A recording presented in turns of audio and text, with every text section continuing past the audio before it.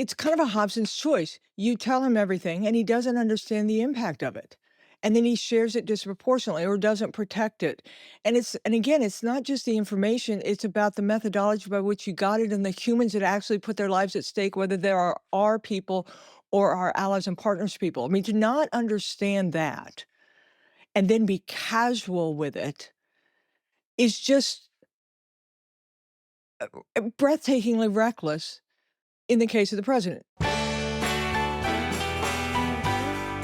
Hi there, everyone. Welcome to the Best People podcast. To believe Donald Trump's biggest of all big lies, that the 2020 election was rigged against him, you would have to accept that his administration and his administration only botched the one election that took place on his watch. That his team, including some of the very same people who serve in his second term as president, messed it all up, and in his telling, somehow on purpose. The big lie is incoherent, illogical, and deeply insulting to the intelligence of the members of Trump's own political base. But it's also dangerous. And Donald Trump now is making clear that he intends to intervene in the midterms, which at this point don't look like they're going to go his way. So to help us break down all of this, both the audacity of the lie and the danger it brings us, is our dear friend Sue Gordon. She spent her life as a public servant serving our country. She served presidents in the Democratic Party and the Republican Party. She resigned as one of the top intelligence officials in our country, where she was the deputy DNI from 2017 to 2019. And she left with honor. She left with truth. She left with her reputation intact. And she left with an important message for Donald Trump that I think it's worth listening to today. So without any further ado, this is The Best People, and this is my dear friend, Sue Gordon. Hi, friend. Hey, Nicole, how are you? I went back and read your resignation letter and reminded myself of the circumstances of your departure, because you're one of those, not even rare birds, like unicorns, who served with honor and integrity, um, told Donald Trump the truth, and he liked you for a while you were there. How did you pull that off? I think for me, it kind of was encapsulated in the opening of my confirmation hearing. And I remember these words that I wrote and that I said, and I think I've always tried to keep it in mind. And that is, it said, simply put, I love America. I love being part of the process that our founders envisioned and to serve my turn in their cause. And so I think every single day of my federal career, and quite frankly, to this day, I am for America. And that is a really pretty simple, not simplistic, but pretty simple North Star for me. And so when I was in the government, I did my job. When I was clearly going to be forced out, I made a choice about how I wanted to leave so that I left my country and my community not in shambles over my departure, but with the reminder of who they were. So I don't know, maybe I lucked into it, or maybe I just have been gifted a clarity of what my purpose is. When you left, Adam Schiff and I think some Republicans as well, I'm paraphrasing now, but the sum of all of their warnings about your departure was that you would leave a gaping hole in the leadership ranks of the intelligence community, that Donald Trump would fill in ways that wouldn't be good for the intelligence community. Has that transpired?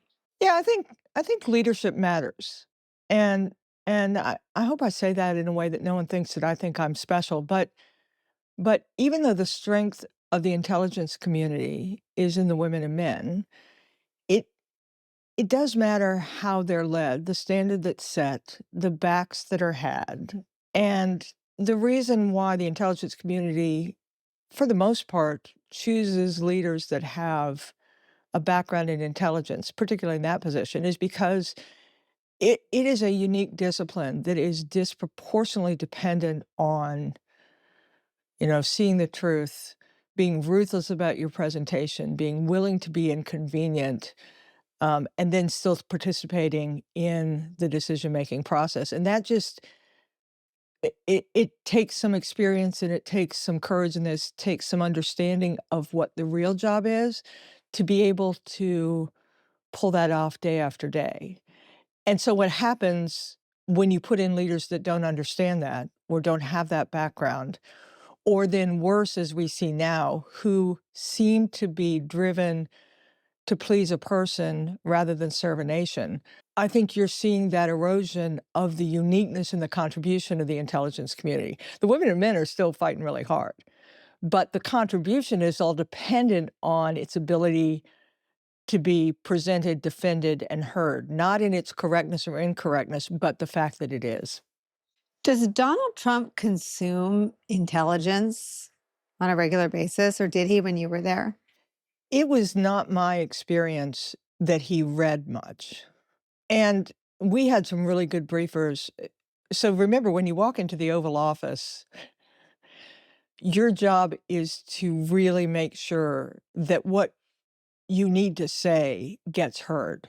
And Mhm. so we had really good briefers that were good about not leaving the room until we were convinced that he had heard what we had to say. But did he have a great foundation of the global picture, the history that preceded that moment, and a willingness to listen to what the potential second and third order effects were? I did not experience him having that. And I think you can then fast forward to you and I have talked about the Iran war. I think the way we went into the Iran war, the way it's been affected, and what we're seeing is a perfect example of all these things were knowable, Mhm. right? Everything that's happened was knowable. And I guess before we get to Iran, I want to stop at the Mar-a-Lago documents Okay. because to me, a president for whom the buck stops with him is sort of the last person you'd think of to take national defense information, where if it was disclosed, it could endanger the lives of intelligence professionals. I understand that it is your view that the president is sort of the apex client and it is your job to brief him and give him the information however he takes it in. But I wonder if you think that he either never really understood intelligence or didn't care about the people who gather it. Yeah, I think it's an epic fail in both fronts. And it's kind of a Hobson's choice. You tell him everything and he doesn't understand the impact of it. And then he shares it disproportionately or doesn't protect it. And again, it's not just the information, it's about the methodology by which you got it and the humans that actually put their lives at stake, whether there are our people or our allies and partners people. I mean, to not understand that and then be casual with it is just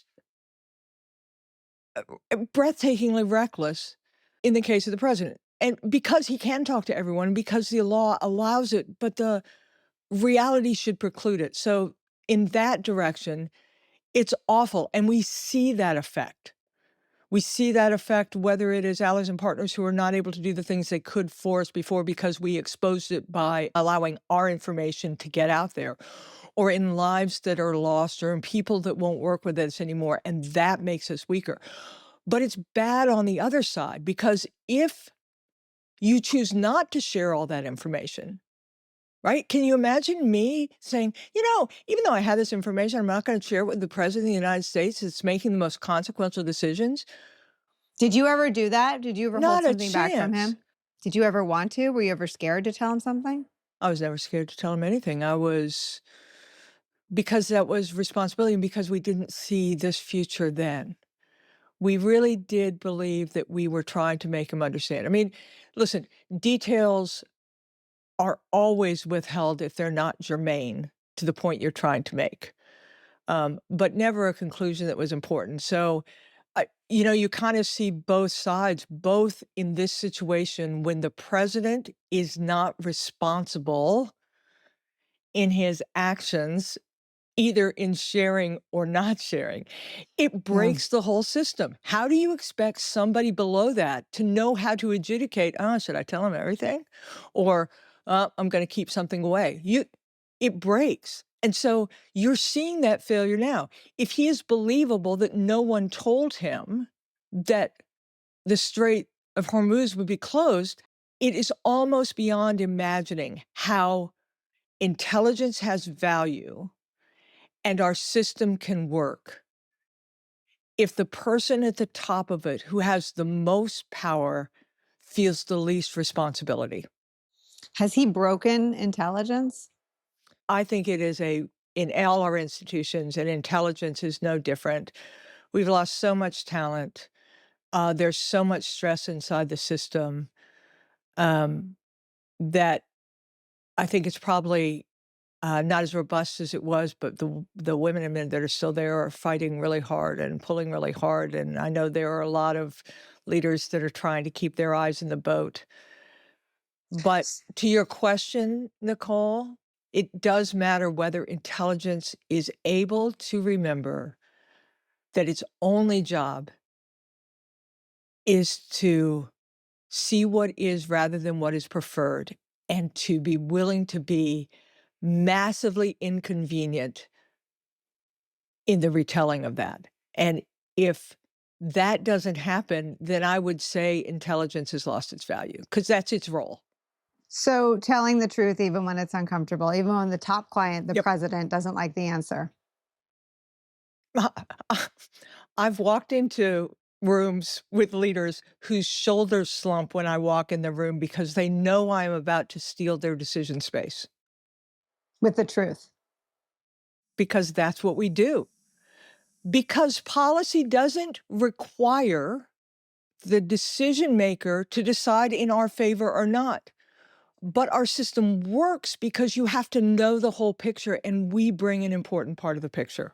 You never weighed in on a policy choice, right? Your job was to arm the policymaker with the truth, the best truth as could be deduced by the best intelligence that the United States of America and all of our agencies and all of our allies could gather, right? I'm trying to establish this because I'm trying to understand, excuse my language, but what the fuck the workforce does with Jay Clayton, who can't say the word WON about who won in 2020. Let me show you this clip Okay. that I think will live forever. Just this one moment, this one inability to state a demonstrable truth, to me, is one of the most ominous signs of how he's going to lead the intelligence community when he's confirmed as he's likely to be. Who won the 2020 election? I'm not going to do this with you. Who won the 2020 election? Like I said, I'm not going to get into that with you. Who won the I think I've 2020 answered the election? question. We can keep doing this, It's a simple question, Mr. Clayton. and I've answered Who it. won the 2020 presidential election? I've answered it. Then answer the question. Who won the have 2020 election? I have answered the question. Answer it. What is your answer? I've given you my answer. What is your answer? You refuse to answer a basic question about who won a presidential election, No, but you asked to lead America's intelligence community? Sue, I know what our allies will think. They'll feel sorry for him because they are, I think, hardwired to root for America, the America we know and love. But I think our adversaries are licking their chops. This isn't someone strong. This isn't someone brave. And this isn't someone in the vein of Sue Gordon. Yeah, I was watching that live, Nicole. My PTSD, it recurs at different times, and that was one of it. That was heartbreaking to me. I believe it is 100% disqualifying. 100%. And again, I was heartened by Jay Clayton's nomination because I think he has a lot of experiences that could be good in that role. But only job, the only job of the intelligence community is truth to power. All it is. And you can look at failures, times when we've been wrong, all that kind of stuff, but there's a difference between error and malfeasance. He had to know this question was coming. It's been the question that everyone's been asked, and I'm glad they keep putting it forward. And that was what he came up with for this position.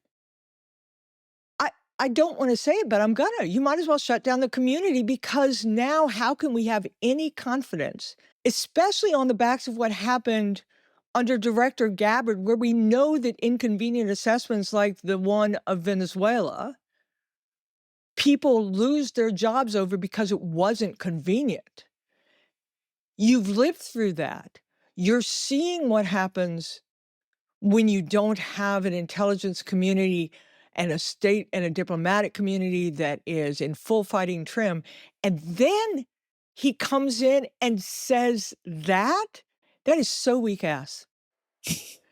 What he really needed to say was Joe Biden won and pays your money and takes your chances. And then go into the inevitable meeting where he's going to be called in and say there was no other answer I can give than to lead this intelligence community as you need it to be led. That's 100% all he had to do. And you might even feel good rolling your dice on that because you know that the president can't afford another failure. I have this theory, and it's uninformed. It's just a gut. I actually think Trump would have respected him more. 100%.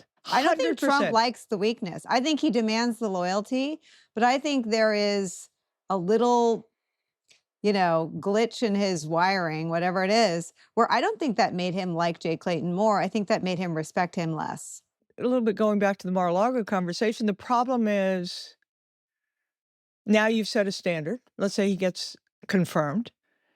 Now you've set a standard. And now wandering in the halls every single day, you have people deciding how much they can say rather than saying what needs to be said. And what's really interesting about the intelligence community, and I know it comes across over and over again, I just love this community, is it is actually an inverse hierarchy. When it's successful, it's because we know the expertise is in the people who do the work. And if you go to a briefing from the intelligence community, usually you'll be surprised that it's a junior person giving the briefing, not a senior person, because that's what the organization respects, is the craft. And so when now you have people saying, I guess I got to filter it through a whole bunch of layers of leadership who are going to have to determine whether it's going to be successful or how it's going to be received or what are going to do. And listen, we felt some of this during my tenure too, but we still had people in place that are like, no, I'll take the hit. It's okay. So to now bring in a leader that has just so publicly demonstrated that he must say the party line rather than say what is well known, how is that going to play for all those people that are just trying to do their job for America and now they have to decide whether they need to protect themselves? Yeah, it's this breaks. self-editing. I mean, look, it's not just the egregious things, right? Where you're asked to manufacture evidence. It's a million tiny things. It's an intuition that leads you to open a line of investigation or to send a cable to allies or to coordinate with other intelligence agencies about what they're picking up on other methods of intel. That to me exposes the United States of America to the greatest threat of something happening here. And I think people more informed than me say this since 9/11. But just talk about how it diverts from the primary mission, which is to sort of, I don't know the technical term, but run down every lead about potential threats to America. Yeah, I mean, just, let's top line it. At a moment when the world is rewiring, that sometime a few years ago, the world completely changed, except when we woke up, it looked the same. It's just nothing we had done before worked. When technology is changing, when alliances are changing, when economics are changing, where capital is changing, where power is shifting, that period of massive uncertainty in which we are existing, that we see every day, you are going to undermine an institution with a craft that is not passe, but rather allows you, especially with the advent of all the data that exists and the capability to do something with that data, to give you the best, most clear-eyed view of the situation you're facing. How do you square those two? That you do it now. Now, when we understand so very Mhm. little about how this world is operating, and that you have invested 70 plus years in the capability to do just that, a capability which has more often than not saved not only us, but free and open societies from demise. And I've never seen more pressure than I see now and more need for clarity. And you're undermining our best capability, even if that capability still has distance to travel. What does it do to the intelligence community when the lie he tells to justify a defeat? And he could tell a lot of lies. I worked in campaigns. You could blame your ad team. You could blame your pollsters. You could blame the schedule. You could blame COVID. You could blame, I mean, he's decided to blame the intelligence community specifically and broadly and publicly. And I wonder, and his lie goes something like this. When Obama ran the government, I won, and that was a real win. In 2024, when Joe Biden ran the government, I won, and that was a good one. But when I ran the government, when all the people I appointed were in charge of protecting the United States of America in our elections, some sort of inside job happened and I lost? I mean, is that the story he's saying? And is that the blame he's placing on the intelligence community? Well, there's, when you say it that clearly, there's no logical flow to it. Of The course obvious, not. right? So, no, some, oh my God. And two, I just have to say it. No, the 2020 election was not stolen. Joe Biden won the election.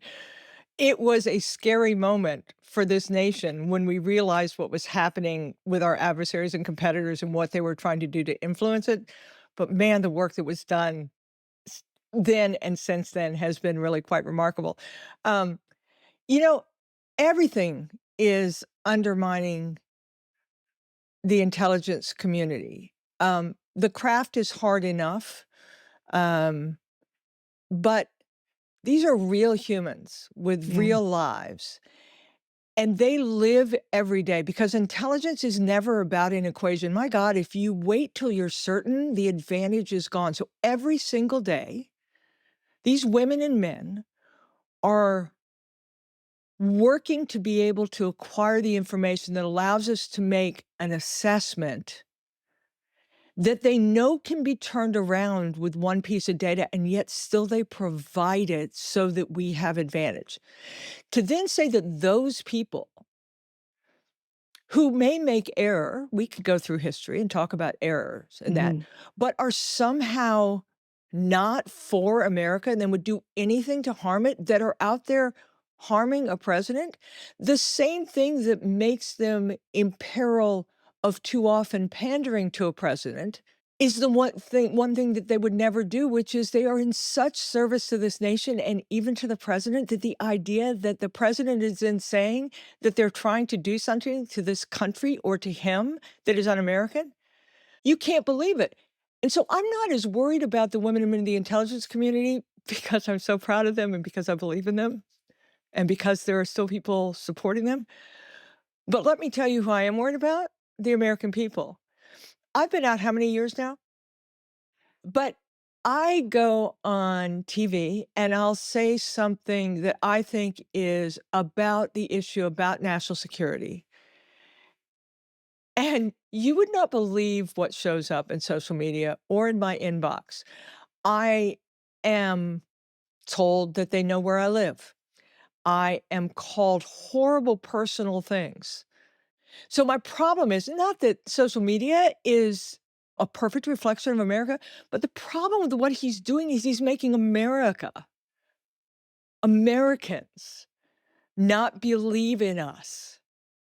The damage that that does is so much more profound than the damage to any of the institutions. And so, yeah, I worry about my former colleagues, but I think we got to bounce up bigger and say the aggregate effect of this on my favorite humans, which are our citizens, to make them believe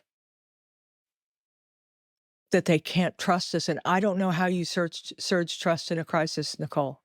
I don't know how you do that. Well, I mean, to your point, it's a wound that Trump has created on purpose against institutions that threaten him. And I wonder if you could just, not simplistically, but simply explain why you think intelligence threatens Trump. Because this culture born of the Cold War, where the threat was so obvious and we were having our hats handed to us, is so steeply ingrained in the fabric of the community that for all the pressure on it, it keeps on saying what is. Mm. And in fact, some of the things that have happened when that reality that they try and portray is misused, now you're seeing it get more out in the world. And Mhm. there are more and more people who can put other pieces of information together to show that same truth. There are commercial satellites that show the same images that I think it threatens him because he can't change that. It it just exists. And man, that is hard to manipulate. What he counts on is the integrity of the institution that don't go running out and undermining him in the same way. You know, you read my resignation letter, and that's what I was trying to do. I wanted to bolster my community to keep on being who it was. Mhm. Um, he doesn't seem to have been successful in stopping them from their jobs, but he is working hard to making it harder for them to be human and do their jobs. How? They have to make choices about their lives, right? How many of my Mhm. colleagues have, for no apparent reason, lost their security clearances and their livelihoods over a mistruth, Mhm. right? And not people like me that it doesn't really matter because, you know, I'm kind of in bonus time, but I'm talking about people who are still trying to figure out how they're going to get their kids through school. And if Mhm. you see that happening to people and you're still in the community, I don't know. What do you do? It's really easy to say, keep on doing your job. Mhm. I want to show them some grace that they have to make some choices for Mhm. themselves about how much they do. And again, I believe in them, but it does potentially erode the value that intelligence can provide to the security of our nation and free and open societies. And again, I love this country, but one of the things I love about it is as we go, the free world tends to go. Mhm. Our partners and allies require us, need us to be big and beefy and a beacon. And if we start appearing like we're just part of the same grift, then it is harder for them, just like it's harder for an individual in the community to stand up and be big and beefy and integrous.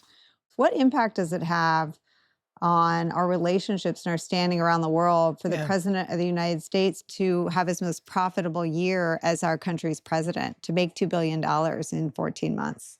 I think they're kind of momentarily uh, in a quandary. They need us.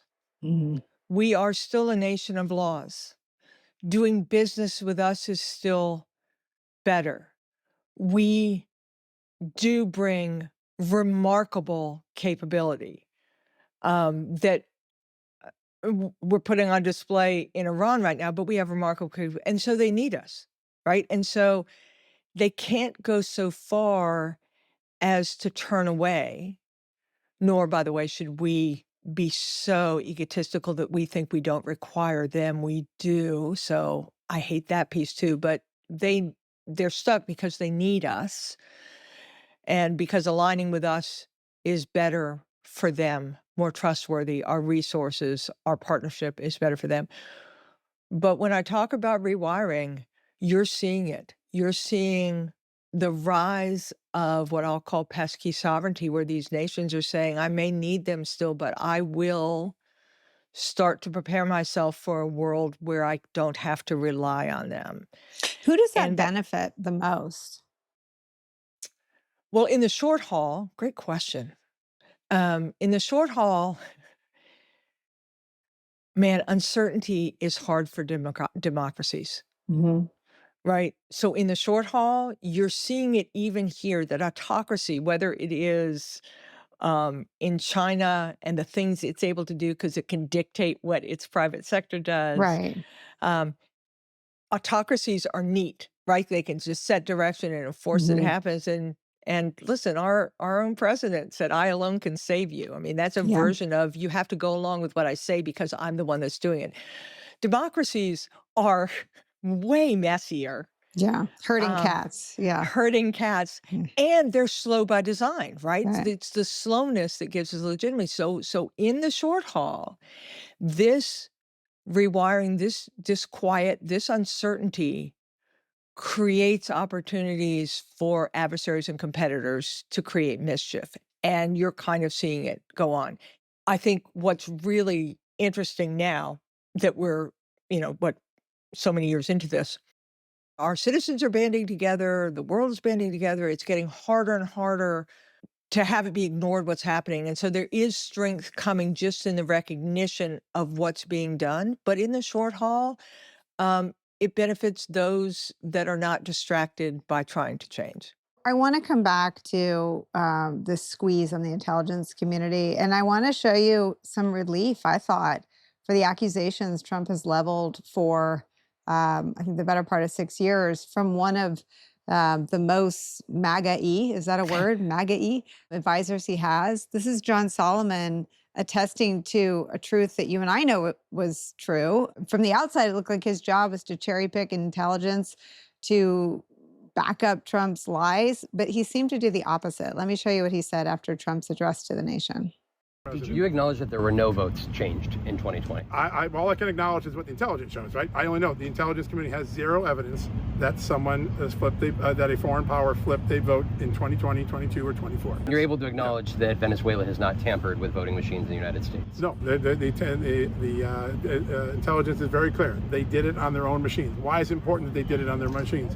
Their machine protocols are the same as America. Why? Because for a long time they did exactly And the so same the thing. 2020 election was in fact the results as we, the American public. I'm still researching, so let me. This is the first. But there's no document. intelligence. Not You've yet. been on Guys, this. he's gotta go. There is no intelligence that the election would have said that Donald Trump was The president president. said that tonight.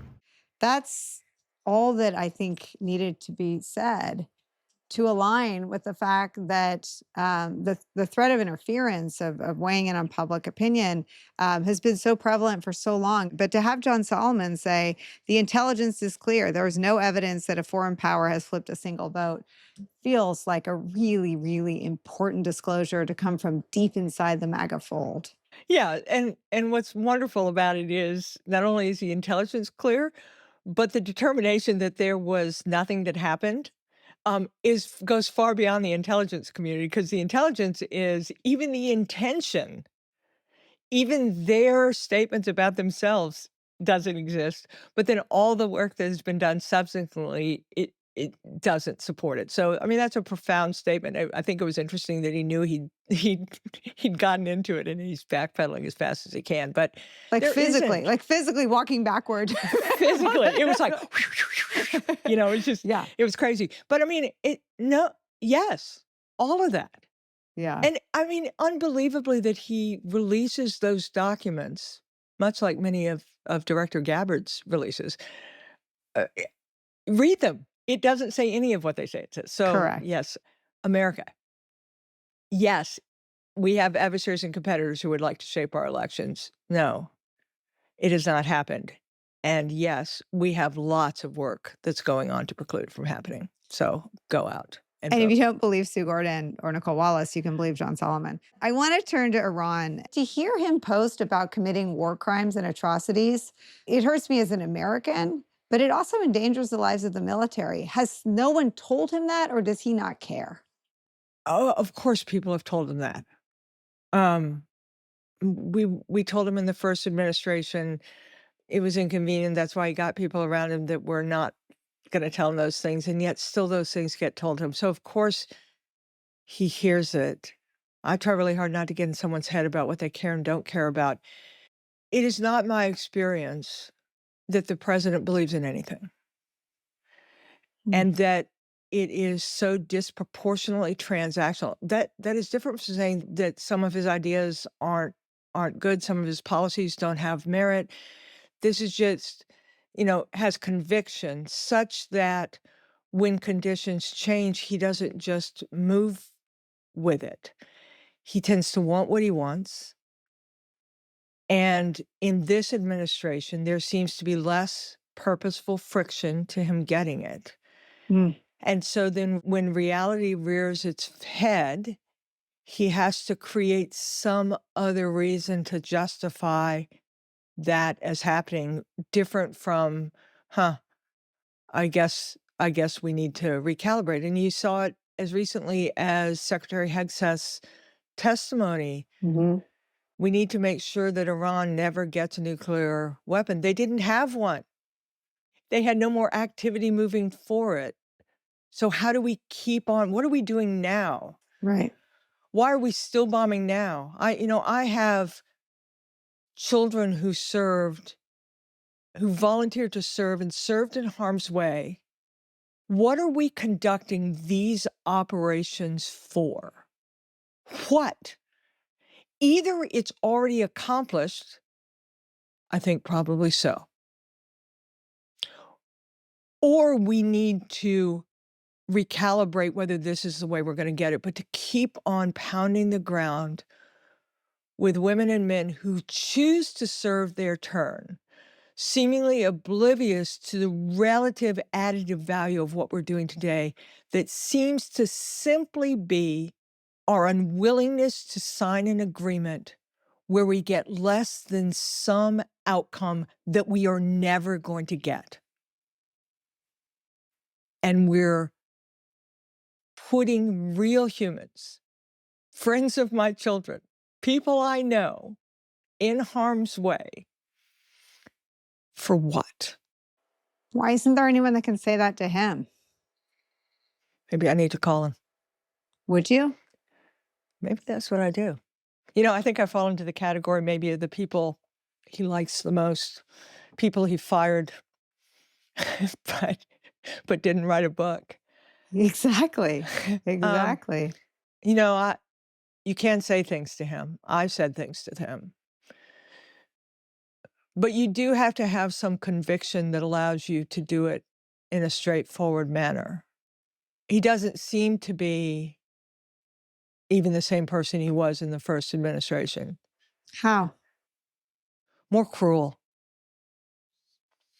The assault on the free press. I don't know if you and I ever talked about this, but I always loved journalists because I felt journalists in the intelligence community were doing the same function for America. We just had different modalities.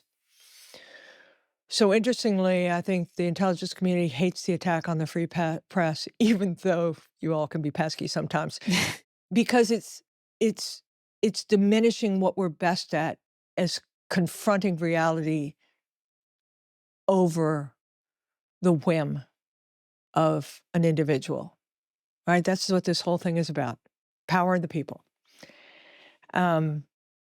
He seems to need to damage more rather than to manage more than he did in the first administration. He doesn't seem to have the same governors on him. Mhm. He doesn't seem to have the same people who are around him who won't go on TV and give credence to the worst of it. I mean, your John Solomon video, I would love to play it for Secretary Bessent.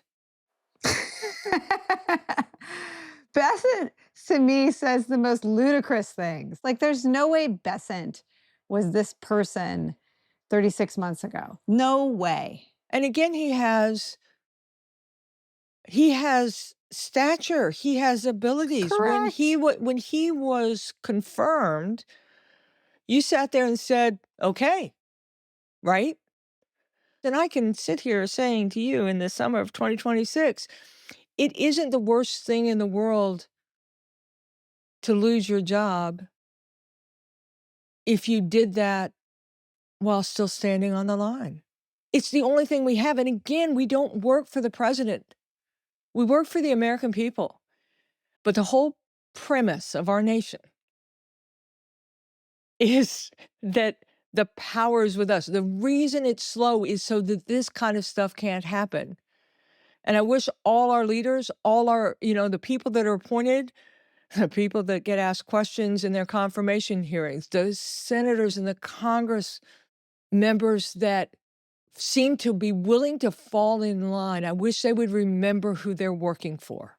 Because everything that the United States is today imputes to them. Now, I see lots of great signs that people are recognizing that what we have isn't what we need. But this is a moment where kind of everyone needs to hold their space to do their job, from Mr. and Mrs. Iowa to Sue and Nicole to our elected representatives. And maybe if all those people will remember that, then the president will be surrounded with people who are sending back to them, not, yeah, you have the power so you can do it, but say, yes, this is what we need. So I don't know what it'll take for President Trump to be different about how he approaches this.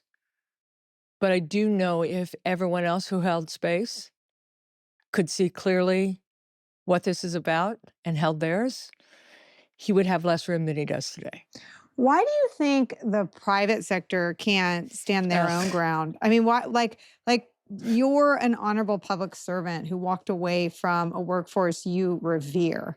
But what explains the leaders of law firms, the leaders of universities, the leaders of big banks? Why are they enabling the destruction of the actual White House, as well as the rule of law, the integrity of Intel? Why are they funding this? I think they have gotten confused about why they're able to be so successful as they've been. And a huge part of it is because this nation exists as it does, that we're a nation of laws, and that their businesses have been massively successful because they're built on a foundation that is sound, and it has made them successful beyond imagination. And now, because that foundation has been set and because it isn't completely gone, they're thinking, I can get more, and I can get more. And so I think there are things that this administration offers them in terms of tax breaks and lowering regulations that seem attractive for their continued advance. And in fact, what I try and do in this part of my life is I try and work with companies to get them to understand that as the power architecture of the world has shifted, they have more responsibility than they used to have for not just using the system that was constructed, but being part of its redesign so it's successful. So I think there's a certain amount of, hey, this is working for me, right? I kind of understand the middle companies too, because, I think I had a very easy view, very moralistic view of right and wrong when I was in the government. In the private sector, this issue of shareholder value, right? And so if they make decisions that cause them to lose business, that cause them to not have funding so that they don't exist, lose employees, lose standing, that is an interestingly different proposition that I had when I was in the government. So I being generous, I would say, man, that's hard. To make that decision, to undermine and look, and there's lots of examples where people have gone out of business because they've fallen out of favor. I wish that they would see that there is far worse in this world than losing everything you have. What is worse is not having the potential to have more. And so I guess the people in the middle, I understand and I try and show grace. But on a really personal level, I would say that I used to believe if you worked hard and did good things would happen. I no longer believe that, but I believe if you work hard and do good things, you can live with yourself, and that gives you one more day. My eagle-eyed viewers have tracked your health journey, and they will be upset if I don't ask you how you're feeling and doing. Well, I think, one, great, I'm here. And I think there were early days of the diagnosis that if you believe the internet, and if you ever get sick, don't believe the internet because they're not talking about you. But if I had believed the internet, I didn't have much time. And thanks to just a lot of things, look at me, I'm here. It's still a journey for anyone who's been on this one. They know the truth is it steals some of your innocence, and um, you fight every day. So my doctors would love it if I would stop being special. But I'm good and here, and I haven't lost an ounce of passion for who we are. Not one. And I don't hate America when I say harsh things about us. That is the best love that there is. We are a great country. We have so many strengths, so many things that we have not lost. So if I am harsh on leadership, it's because I believe the only responsibility of leaders is to preserve the opportunity for our women and men to get where they need to go. What about fighting for your country while you're fighting for your good health um, is different? I mean, you are different since you've been fighting both battles at the same time. You are even clearer. I would say your warnings are more urgent, but your love or what you're willing to say about your love for the country more public and more open. You're sort of less guarded. What is it about being on both Oh, what a great battlefronts at the question. same time that we should understand? What a great question. I think I'm kinder. And I thought I was a kind person before, but man, illness will take away any pretense of privilege. And boy, the people are so good and they will rally. And so I think one of the things that has changed is I am more profoundly committed to people than I was before because they are good and they want good, regardless of their political views. They are, and I want to do my part for them. So that's one. I don't think I have as much time as I thought I was going to have. And so I better get on my horse if there's something that I want to do and say. So I'm feeling the clock ticking on that. So I'm trying to be better. I have a podcast. I took a break this summer because I thought, man, I either need to make it bigger or stop doing it because I'm not sure I'm doing enough. So the second thing is I'm not doing enough. I need to do more. And then I think the third thing is I'm less afraid. Um, what can anyone do to me, Nicole? I mean, seriously, I lost my career. Who cares? And I'm still here and found a new way to try and serve my country. I lost the love of my life. And I can hardly even say that and imagine going on, and yet I'm here. There are a lot of people who don't feel like they can speak because of all the things you and I talked about in this episode, right? Of realities of their life, a position they have, about responsibilities they feel. Man, I've gotten every single thing I ever wanted, or Jim and I ever wanted. I have it all. Oh, I want more, but I have it all. So if I can be unafraid, what can anyone do to me? Who can come after me?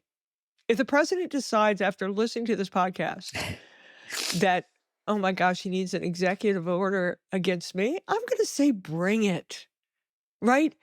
Because all I would say is to the American people, you think I'm the problem?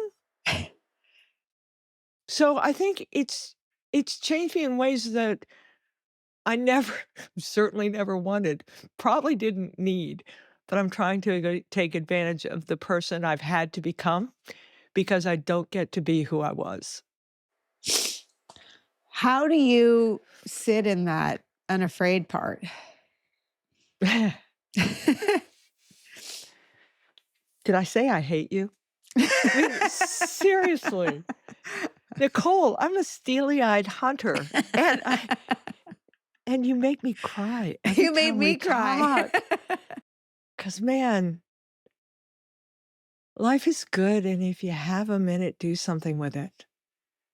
I think, if I get a day, it's a good day. It is. I get to do this. I get to, and what's funny is, Nicole, you and I might have never met. Well, I Right? thought about that when you went through everything you lost. I remember when Trump was running a third time, and we'd been warning about. I did a series on autocracy in America. It could happen here, and because he'd said everything out loud, right? We knew what he was Yeah. going to do.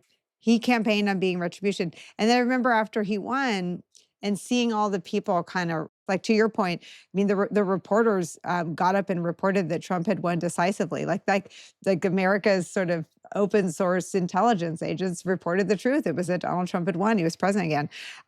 So the idea that we're all sort of in this thing together, I guess, is the gift. And maybe that's the whole point.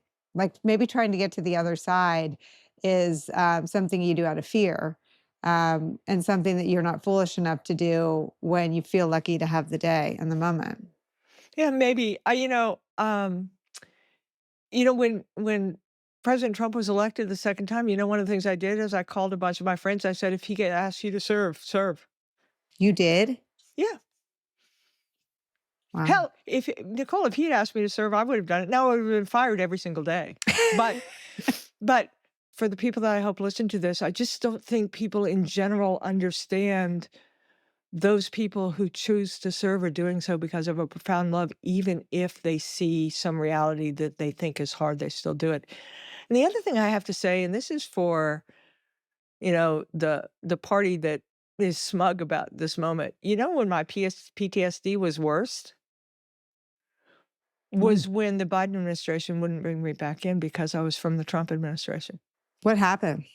Well, I thought those people above all others would know who I really was, right? That I could sit on panels or commissions or special groups and studies like that. And so I think one of the things we really need to check ourselves as we come into this next room, can we really afford to be throwing away half of our institutional talent every time we have an election?